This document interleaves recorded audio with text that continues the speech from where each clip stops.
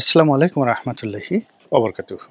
সম্মানিত দর্শক, এনসিপি নেতা নাসিরুদ্দিন পাটোয়ারী সাহেবের একটি মন্তব্য নিয়ে আজকের এই ভিডিওতে আসছি। যদিও বিএনপি এবং আওয়ামী লীগের মতো মূল ধারার যারা বড় বড় রাজনৈতিক দল, তারা এনসিপিকে আসলে একটা রাজনৈতিক দল হিসেবেই মানতে রাজি নন, এটা আমি বলে রাখি। দ্বিতীয়ত হলো যে এনসিপির যারা নেতৃবৃন্দ রয়েছেন তাদেরকে নিয়েও নানা রকম তুচ্ছ এবং তাচ্ছিল্য করা হয়।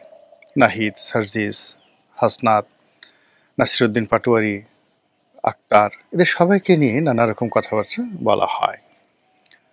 কিন্তু বাস্তবতা হলো যে তারা এখন এমন একটা জায়গাতে রয়েছেন, এই জায়গার কারণে কি হলো, রাষ্ট্রশক্তির যে সম্মিলন বা সমর্থন, সেই সমর্থনের কারণে তাদের কোনো কথাকেই তুচ্ছ-তাচ্ছিল্য করাটা নির্বুদ্ধিতা। আপনারা বোঝার চেষ্টা করুন, সিংহাসন বা রাষ্ট্র ক্ষমতা এমন একটা জিনিস, এমনও ইতিহাসে অনেক ঘটনা ঘটেছে। রাজা মারা গেছেন, রানী গর্ভবতী। সেই গর্ভে যে সন্তান, আজ থেকে ২০০০ বছর আগে বা ১০০০ বছর আগে মানুষ জানতো না যে গর্ভে সন্তান জীবিত না মৃত, ছেলে না মেয়ে, বা যিনি ভূমিষ্ঠ হবেন তিনি কি সুস্থ থাকবেন না অসুস্থ থাকবেন। কিন্তু ওই যে সিংহাসনে প্রতীকীভাবে বসিয়ে দেওয়া হয়েছে যে গর্ভে যিনি আসবেন তাকে রাজা হিসেবে মেনে নেওয়া হবে, এবং এটা জানাতনা ঘটনা নয়, অনেক বড়, বাংলাদেশের চেয়ে হয়তো ২০ গুণ বড় কোনো রাষ্ট্রের রাজা এভাবে বহুবার মনোনীত হয়েছে। আর যদি নবজাতক বলেন, ২ মাসের ১ মাসের বাচ্চা, বালক বলেন, সেরকম ৫ বছর, ১০ বছর, ১২ বছর, এই বালকেরা বহু বছর থেকে ধীরে ধীরে ধীরে ধীরে তারা বড় হয়েছেন এবং রাষ্ট্রশক্তির ছত্রছায়ায় এই পৃথিবীতে বিস্ময়কর শাসন ব্যবস্থা তারা কায়েম করে গেছেন। সম্রাট আকবরের কথা চিন্তা করেন, বাবরের কথা চিন্তা করেন। আমি জাস্ট আপনারা এই দুজন নাম জানেন বলেই কথাগুলো বললাম। এর কারণ হলো যে এই যে তারা অতীতে যে রাষ্ট্রশক্তি, সেই রাষ্ট্রশক্তির ছত্রছায়ায় এমন অনেক মানুষকে মহামানব বানানো হয়েছে, এবং মহামানব হয়ে গেছেন তারা যারা কাগজ দিয়ে কলম দিয়ে লিখতে পারতেন না, অক্ষর জ্ঞান ছিল না, কিন্তু এটা সিস্টেম, রাষ্ট্রের একটা সিস্টেমের মধ্যে থেকে তারা মহামানব পরিণত হয়েছেন। তো একটা সিংহাসন, একটি রাজনীতি, একটি রাষ্ট্র কাঠামো যে কোনো মানুষকে এত চমৎকারভাবে গড়ে তুলতে পারে, যেটি না জানলে আপনি যে কোনো লোকের তুচ্ছ-তাচ্ছিল্য করতে পারেন। তো সেই দিক থেকে অতীতের ইতিহাস যদি আমি স্মরণ করি, আমি কোনো অবস্থাতেই এখন যারা আছেন, আসিফ মাহমুদ সজীব ভুঁইয়া, তারপর মাহফুজ যিনি রয়েছেন এখন তথ্য উপদেষ্টা, মাস্টার মাইন্ড, বা অন্যান্য যারা আছেন, তাদের কাউকে আমি তুচ্ছ তাচ্ছিল্য করার মতো দুঃসাহস দেখাই না। বরং অতীতে যারা মহামানব হয়েছেন, ভালো করেছেন, তাদের অনেকের চাইতে তাদের ম্যাচুরিটি, তাদের বাস্তব জ্ঞান এবং তাদের সাহস এবং তাদের শক্তি কোনো অংশে কম নয়। তো যেটা প্রথম থেকে আমি বলে আসছি যে বাংলাদেশে একটা -2 থিওরি বাস্তবায়ন করার জন্য সর্বশক্তি নিয়োগ করা হচ্ছে। সেখানে জনাব তারেক রহমান সাহেব দেশের বাইরে আছেন, তিনি যেন না আসতে পারেন বা না আসেন।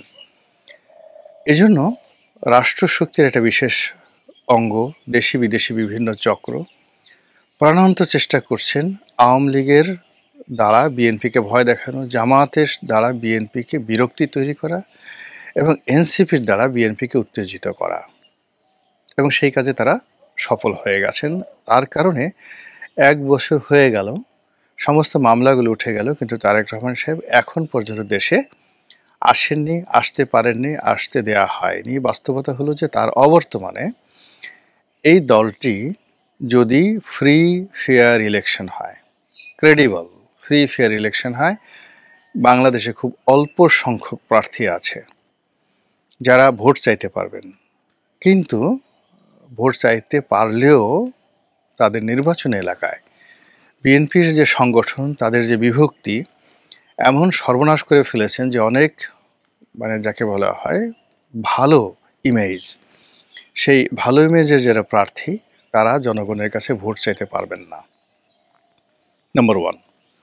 নাম্বার 2 হলো, যদি তারা ভোট চাইতে নামেন, দলের মধ্যে যে সংগঠনগুলো দ্বিধাবিভক্ত হয়েছে তাদেরকে নিজেরা এতটা ব্যস্ত রাখবে, এতটা মারামারি করবে, এতটা কাটাকাটি করবে, টাকার যেভাবে ছড়াছড়ি, সেখানে পাশ করে আসাটা কতটা কঠিন। যেহেতু ইলেকশন করেছি, পাশ করেছি, এই জিনিসটা আমি বুঝতে পারি। থার্ডলি হলো যে যিনি সংসদ সদস্য হবেন তিনি নির্বাচিত হওয়ার সঙ্গে সঙ্গে প্রশাসনের সহযোগিতা না পেলে, দলের সহযোগিতা না পেলে, এই দলের ভিতরে যে অভ্যন্তরীণ বিশৃঙ্খলা গত 1 বছরে, এটা দমন করা সম্ভব নয়। ধরুন আমার এলাকার কথাই আমি বলি, গলাচিপা এবং দশমিনা, এটা আওয়ামী লীগ অধ্যুষিত একটি এলাকা। বিএনপি এখানে সাকুল্যে 60 থেকে 65 হাজার ভোট আমি যখন এমপি ছিলাম তখন ছিল। এখন সেই ভোট বেড়ে হয়তো 70-75 হাজার হয়েছে, কিন্তু পাশ করার জন্য ভোট লাগবে 1,20,000 থেকে 25,000 আজকের জমানাতে। এখন এই যে 1,20,000 থেকে 25,000 ভোট লাগবে, এখন এখানে চিন্তা করুন যে তার যে 60 থেকে 65 বা 70 থেকে 75 হাজার ভোট, যদি আমি এখন ধরি 75 ধরি, এটা 3টা কমিটি 3 ভাগে বিভক্ত হয়েছে। আর যারা ভোট দিতে আসবে, বিশ্বাস করেন এই গত 1 বছরে মানুষের মন মানসিকতা এমন পর্যায়ে নিয়ে গেছে, ভোটের উৎসবটাকে যদি আনন্দমুখর না করা যায়, 30% লোকও ভোট কেন্দ্রে আসবে না, 30% লোকও ভোট কেন্দ্রে আসবে না। এটা হলো বাস্তবতা। আর বিএনপির মধ্যে যে 3 থেকে 4টা গ্রুপ হয়ে গেছে, সেই গ্রুপগুলো তারা এলাকাতে যে যার সামর্থ্য অনুযায়ী চাঁদাবাজি, মাস্তানি যা কিছু করছে। তো যিনি প্রার্থী হবেন সেই প্রার্থীর জন্য এই দুর্নাম বদনাম ঘুচিয়ে ভোট চাওয়া বলতে গেলে দুষ্কর। দ্বিতীয়ত, তিনি যদি নির্বাচিত হন, তার দলের এই দুর্বৃত্তদেরকে দমন করা তার জন্য আরও কঠিন। এখানে নরম সরম কোনো মানুষ দিয়ে হবে না, এরকম অবস্থা গেছে। প্রতিটি ক্ষেত্রেই নেতাকে হতে হবে গায়ে হাত দিতে পারে, নিজে মাস্তান যদি না হয়, গায়ে হাত দিতে না পারে এবং নিজে যদি সৎ না হয়, এই 3টি জিনিস, এবং প্রশাসন যদি সহযোগিতা না করে, 4টি জিনিসের সম্মিলন হলে এলাকাতে যে আইন শৃঙ্খলা রয়েছে পাশ করার পরে সেটা সে নিয়ন্ত্রণে করতে পারবে। আদারওয়াইজ এখন যে অবস্থাতে আছে, কোনো দুর্বল কিংবা প্রশাসন সহযোগিতা করছে না, কিংবা দলের জেলা কমান্ড, কেন্দ্রীয় কমান্ডের সাথে যদি সম্পর্ক না থাকে, নির্বাচিত হওয়ার পর সে নির্বাচনী এলাকাতে যেতে পারবে না, 6 মাসে এই সরকার টিকবে না। এটা এই বিএনপির জন্য রিয়ালিটি। আওয়ামী লীগের জন্য আলাদা একটা ভিডিও করব। আওয়ামী লীগের জন্য পরিস্থিতি আরও খারাপ, বিকজ শেখ হাসিনা দেশের বাইরে চলে গেছেন। তিনি সেখানে যত কথাই বলেন আর যত ঝুটিকা মিছিলে হোক না কেন, আলটিমেটলি কোনো রাজনীতির ইতিহাসে এত দ্রুত এখানে ফিরে আসার কোনো নজির নেই। এটা নিয়ে আমি আলাদা একটা ভিডিও করব। তো সেই দিক থেকে মাঠের যে পরিস্থিতি, সেই পরিস্থিতিতে আমরা এনসিপিকে যত দুর্বল মনে করছি, জামাতকে যত দুর্বল মনে করছি, চরমোনাইকে যত দুর্বল মনে করছি, নির্বাচনের শিডিউল ঘোষণা করে দেখেন, দুর্বলতাটা অতটা থাকবে না। দ্বিতীয়ত, এখানে যে জিনিসটা হচ্ছে যে ভোট কেন্দ্রে তো যদি বিএনপি দুর্বল থাকে, আওয়ামী লীগ নেই, আপনি কোনো অবস্থাতেই 5% to 10%-এর বেশি ভোট কেন্দ্রে ভোটার আনতে পারবেন না। শত চেষ্টা করো, কেউ আসবেই না। প্রার্থী যদি না থাকে, বিএনপি আওয়ামী লীগ 2 প্রার্থী যদি না থাকে, কোনো ভোটের মাঠে উত্তেজনা হবে না, ভোট কেন্দ্রে ভোটার আসবে না। আপনাকে কি করতে হবে? সিল পিটাতে হবে, রেজাল্ট শিট তৈরি করতে হবে 14, 18, 20-এর মতো। অর্থাৎ আওয়ামী লীগ এবং বিএনপি যদি পূর্ণ উদ্যমে মাঠে না আসে, পুরো রেজাল্ট শিট তৈরি করে রেজাল্ট ঘোষণা করতে হবে। এর বাইরে অন্য কোনো ব্যবস্থা নেই। তাহলে কি হবে? লোকজন রাস্তায় নেমে আসবে, ঘোড়ার ডিম আসবে, কেউ আসবে না। 2014-তে আসেনি, 18-তে আসেনি, 25-এও 24-এও আসেনি, কেউ আসবে না। ঘরে বসে বসে তামসা দেখবে আর গালাগালি করবে, চায়ের দোকানে গিয়ে বলবে কি হলো, অথচ নিজেরা ভোট কেন্দ্রে যায়নি। 5 ভাগ, 7 ভাগ, 8 ভাগ লোক যদি ভোট কেন্দ্রে যায়, আর আপনি যদি ভোট কাউন্ট দেখান 60-65 ভাগ, তাহলে কি হচ্ছে? আপনি ব্যালট বাক্স পূর্ণ করলেন, সেই ব্যালট বাক্স গোনার সময় আপনার থাকবে না। এর কারণ হলো লোক নেই তো, আপনার ভয় থাকবে। আপনি শুধু ব্যালট বাক্স ভরে রেখেছেন, তো আপনার গোনার সময় থাকবে না। আপনার হাতে একটা রেজাল্ট থাকবে, একটা রেজাল্ট শিট থাকবে। সেই রেজাল্ট শিটে সবাই স্বাক্ষর করবে। স্বাক্ষর করার পর আপনি ঘোষণা দিবেন। এর বাইরে এখন যে পরিস্থিতি, সেই পরিস্থিতি ফেব্রুয়ারিতে নির্বাচন হোক কিংবা ১ বছর পরে নির্বাচন হোক, এরকমই রেজাল্ট হবে। তো সেক্ষেত্রে রেজাল্ট যদি তৈরি করা থাকে, সেই রেজাল্ট যারা তৈরি করেছেন, যারা ক্ষমতায় আছেন, তাদের ইচ্ছার উপর নির্ভর করবে, তাদের দয়া এবং করুণার উপর নির্ভর করবে।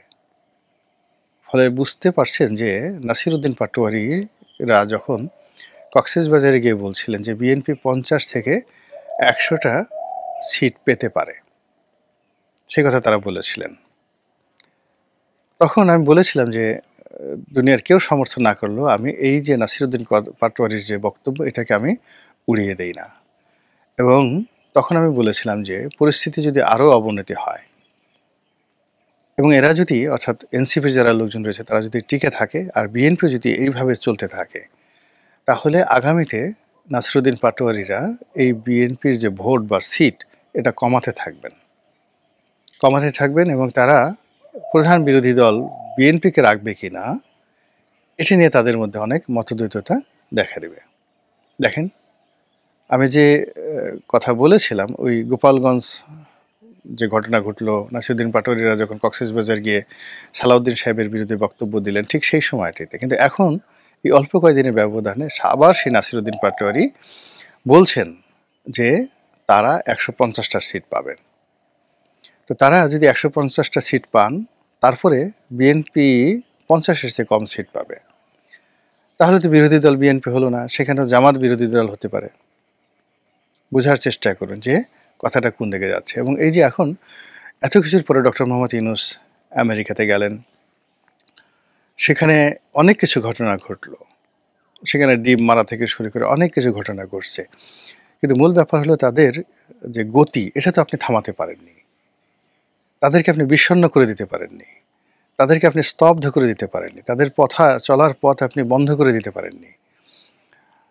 তারা সবসময় প্রিভিলেজড। তারা যখন আপনাকে ডাকছে, বিএনপিকে ডাকছে, জামাতকে ডাকছে, তারা চরমোনাইকে ডাকছে, সেটা ডক্টর মোহাম্মদ ইউনূস হোক, এনসিপি হোক, আপনি সেখানে রেসপন্ড করছেন। আপনার নাতির বয়সী, ছেলের বয়সী, আপনি তাদেরকে যতই তুচ্ছ তাচ্ছিল্য করছেন না কেন, তাদের সামনে গিয়ে মাথা নিচু করে হ্যান্ডশেক করছেন, তাদেরকে বুকে জড়িয়ে ধরছেন, আর আপনার হাসি না আসলেও আপনি কৃত্রিম হাসি দিয়ে, যাকে আমরা ভেটকি বলি, ভ্যাটকাইয়া বলি, তো ভ্যাটকাইয়া হাসছেন, ভেটকি মারছেন, তারপরেও আপনি তাদেরকে তোয়াজ তদবির করছেন। আপনি গত কয়েক মাসে দেখেন এনসিপির যে সকল শীর্ষ নেতা রয়েছেন, তাদের সঙ্গে আপনাদের বডি ল্যাঙ্গুয়েজ চিন্তা করেন। সেই বডি ল্যাঙ্গুয়েজে আপনার কাছে কী মনে হয়? আপনি সুবিধাজনক স্থানে আছেন নাকি তারা সুবিধাজনক স্থানে আছেন? রেজাল্ট শিট কি আপনি তৈরি করবেন না তারা তৈরি করবে? রেজাল্ট শিট যদি আপনি তৈরি করেন, সেটা আলাদা কথা। যদি তারা তৈরি করে বা অন্য কেউ তৈরি করে, যারা আপনার লোক নন, তাহলে কি করে আপনি, যদি আপনি দিল্লিতে থাকেন, যদি আপনি লন্ডনে থাকেন, আপনি কি করে ওখানে বসে কল্পনা করেন যে বিপুল মেজরিটি নিয়ে আপনি সরকার গঠন করবেন, ক্ষমতায় ফিরে পাবেন, আর এখন যারা ক্ষমতা আছেন তারা আস্তে করে লেজ গুটিয়ে চলে যাবে? এটি দিবার স্বপ্ন। ক্ষমতা কেউ ছাড়ে না, আর ক্ষমতা এমনি এমনি কখনো কারো কাছে আসে না। প্রতিটি ক্ষমতার পেছনে একটি সংঘবদ্ধ চক্র থাকে, একটি উৎসাহ থাকে, একটি উদ্দীপনা থাকে, বহু বছরের সংগ্রাম থাকে। শেখ হাসিনা যে চলে গেছেন, তার বিরুদ্ধে যে ম্যাটিকুলাস যে ডিজাইনের কথা বলা হচ্ছে, এই ডিজাইন অবশ্যই ছিল, এবং এই ডিজাইন একদিন দুই দিনের নয়, বহুদিনের। হয়তো সেই 2008 সন থেকে, ক্ষমতা আসার আগের থেকে। এখন সেই ডিজাইনটা ধীরে ধীরে ধীরে ধীরে আজকে এমন একটা পর্যায়ে চলে এসছে, এর সঙ্গে civil bureaucracy, military bureaucracy, judiciary, এরপরে ছাত্র যুবক, ঢাকা বিশ্ববিদ্যালয় থেকে শুরু করে সমস্ত পাবলিক বিশ্ববিদ্যালয়ের যারা এই মুহূর্তে ক্ষমতা দখল করে আছে, তাদের জীবন, জীবিকা, প্রাণ অনেক কিছু নির্ভর করবে। শেখ হাসিনা যদি ফিরে আসেন কিংবা বিএনপি যদি ক্ষমতা আসে, আপনার কাছে কি মনে হয় পরিস্থিতি এমন থাকবে? এখন বিএনপি যে সহ্য করছে, যেভাবে সবকিছু অ্যাবজর্ব করার চেষ্টা করছে, এটা থাকবে না। ক্ষমতা গ্রহণ করার পরে প্রথমে বলবে আগে একটা ডলা দে, ওকে একটা বাটাম মার। এবং এই যে তারা যারা এই আন্দোলনের হর্তাকর্তা, তারা সবাই এই বিষয়ে ওয়াকিফাল। এজন্য কোনো কিছুই মানে ম্যাথমেটিক্সের বাইরে ঘটবে না, ম্যাটিকুলাস প্ল্যানের বাইরে কোনো কিছুই ঘটবে না। যদি সেটা ঘটে সেটা দুর্ঘটনা। কাজেই বিএনপি এবং অন্যান্য যারা রাজনৈতিক দল, তারা যদি নির্বাচনের মাঠটিকে যাকে বলা হয় উৎসবমুখর না করতে পারেন, ভোটারদেরকে অ্যাটলিস্ট 80% ভোটারদেরকে যদি ভোট কেন্দ্রে আনার মতো পরিবেশ তৈরি না করতে পারেন, বিশ্বাস করেন ওই যে নাসিরুদ্দিন পাটোয়ারি যে কথা বলছে, লিখে রাখেন, সেটা অক্ষরে অক্ষরে বাস্তবায়িত হবে। মহান আল্লাহ আমাদের সবাইকে হেদায়েত দান করুন এবং হেফাজত করুন। আসসালামু আলাইকুম ওয়া রাহমাতুল্লাহি ওয়া বারাকাতুহু।